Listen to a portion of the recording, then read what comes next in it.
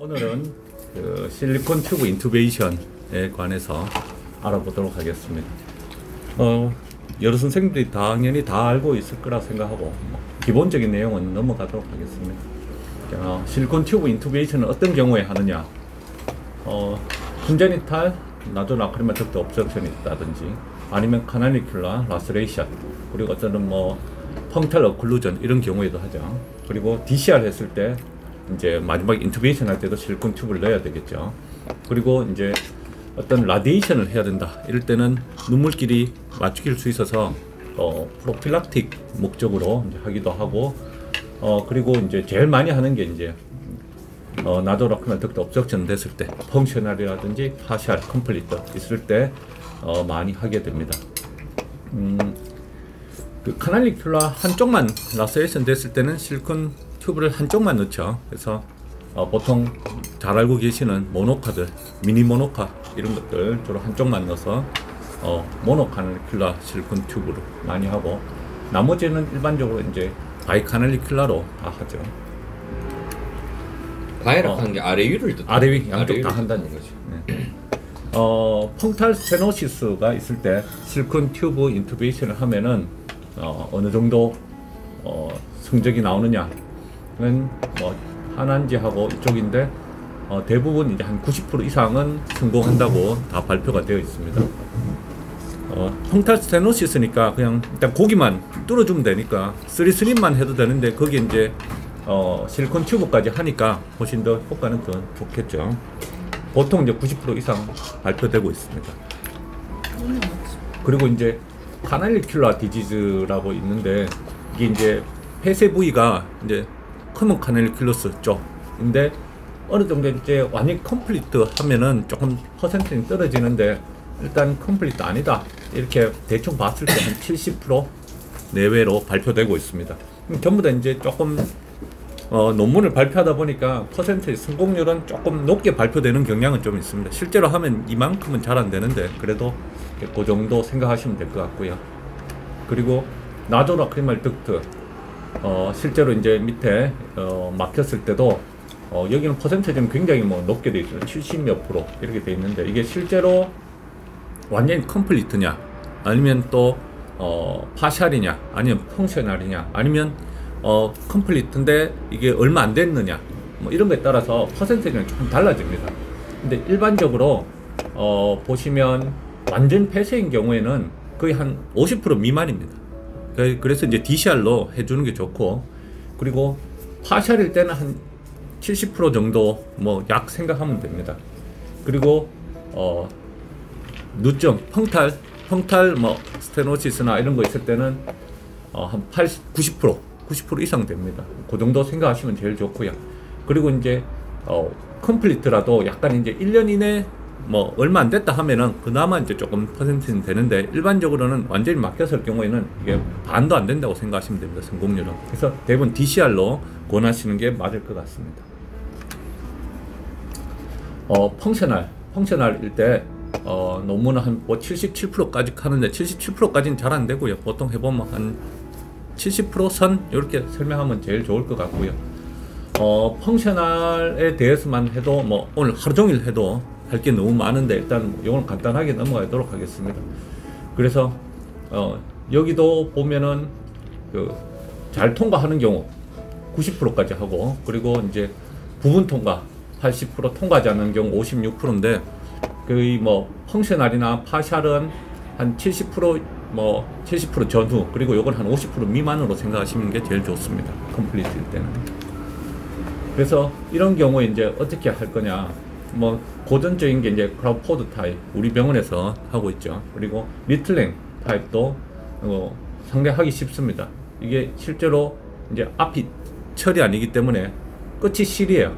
실이면은 실은 그냥 꺼내기 더 쉽거든요. 그래서 계속 밀어넣으면은 물론 뒤로 넘어갈 수도 있지만 앞으로 대부분 코 앞으로 쭉 나옵니다. 그래서 가이드 넣어놓고 뒤에 실을 넣어요. 실 뒤에 이제 실리콘 튜브가 달려있기 때문에 실이 쭉 나오면 실 쭉 잡아 당기면 되거든요. 코 앞으로. 근데 이거는 이제 딱딱해서 이게 코 밑으로 쭉 넣었을 때 앞으로 밀려 나오지는 않죠. 그래서 찾아서 이제 이런 고리로 걸어서 번호 당기죠. 이건 실이니까 쑥 앞으로 다 잘 나옵니다. 그래서 오히려 처음 할 때는 여기 좀 쉽기도 합니다. 뭐 하는 방식은 다 아시리라 생각하고 카넬 킬러스 넣어서 끝에 이제 코 밖으로 나오면은 이제 묶어준다. 이제 요게 제일 기본적인 방법이고요. 그래서 뭐 하는 방법을 했는데 이제 기본적으로 이제 실리콘 튜브만 넣을 수는 없이 막혀 있는 걸 좀 뚫어줘야 되니까 프로브 한다고 생각하시고 펑텀 다이레이터로 펑텀 넓혀놓고 그 다음 프로브 하고 난 다음에 실리콘 튜브를 넣어주면 됩니다. 이제 인피니어 터미네이터 밑으로 이제 프로브가 내려왔는 거 사진 찍어 놓은 거죠. 그리고 이제 이거 리틀링 타입인데 철 가이드가 먼저 있습니다. 가이드로 넣어놓고 거의 이제 실을 넣으면 되니까 쭉 해서 실이 이렇게 잘 나와요. 잘 뭐 안 나온다 싶으면 고리로 걸어내도 되고, 실제로 뭐 혹시나 뒤로 넘어갈 것 같으면 패킹을 인피니어 터미네이터 뒤쪽으로 해놔보면은 실이 뒤로 넘어갈 수가 없으니까 앞으로밖에 못 나오니까 그렇게 해도 되고요. 그래서 이게 가이드가 있고 이 실이 이렇게 따라 나오는 거예요. 리틀링 타입이 오히려 조금 더 쉽긴 합니다. 그래서 일단은 다 하고 난 다음에 끝에 묶어야 되죠. 이게 항상 바이카넬 킬러스는 때까지 했는 방식을. 그래서 이렇게 끝에 나와서 이제 묶어 놓는 건데,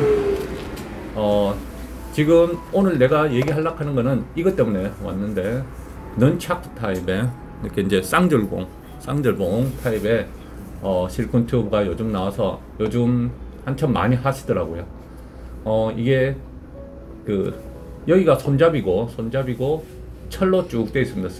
쇠로 돼 있고 철 끝에부터 이렇게 쭉 실리콘 튜브가 쌓여 있어요. 쌓여 있다가 이렇게 빠져나와 있어요. 이렇게 고리가 연결돼서 이런 식으로 실리콘 튜브가 있습니다. 여기서 살짝 이제 반틈쯤 구멍을 내가지고 그걸로 가이드가 들어가 있어요. 이렇게. 그리고 이 끝에는 한 1mm쯤 되고요. 굵기가 실리콘 튜브가. 여기는 한 0.5에서 한 0.6mm 정도 되거든요. 그래서 이거를 쭉 밀어 넣으면은 결국은 이제 여기는 눈 쪽에서는 이제 미리수가 한 0.5mm쯤 되니까 원래 이제 실리콘 튜브만 보이고, 이 내려가서는 이제 굵은 게 있어서 여기서 이제 잘 움직임이 없고 잘 고정된다, 이런 목적으로 이렇게 하는 것 같습니다. 그래서 이렇게 넣어놓기만 하면 돼. 이건 끝에는 묶어 놓을 필요 없고, 앞에 그 크라우포 타입이나 이런 건 리틀링 타입은 전부 다 실리콘 튜브가 다 같은 굵기죠. 다 같은 굵기로 쭉 돼가지고 뭐 빠져나올 수도 있는데, 물론 이것도 빠져나올 수는 있습니다만 끝이 이제 요 끝 쪽으로 다 굵게 해가지고 끝에는 조금 더 빡빡해서 잘 위치가 변동이 없다, 이렇게 하는 거고, 만약에 밀려 나오면은, 그래서 제가 보기에 다시 밀어 넣기도 쉽지 않을 것 같아요. 그래서 한번 밀려 나온 걸 밀어 넣어 봤는데 잘 안 들어가더라고. 억지로 들어가는데 그것도 다시 나올 가능성이 많아 보이고, 그래서 쭉 다 제거할 때 쭉 잡아 당기면 그냥 제거됩니다. 그래서 넣기 좋고 빼기 좋고, 그래서 요즘 성형외과 선생님들이 조금씩 많이 하시더라고요. 그래서 안 들어가 있는 그 병원에서도 요즘 이제 이걸 다 구입해서 많이 넣고 하고 있는 추세더라고요. 간단해서.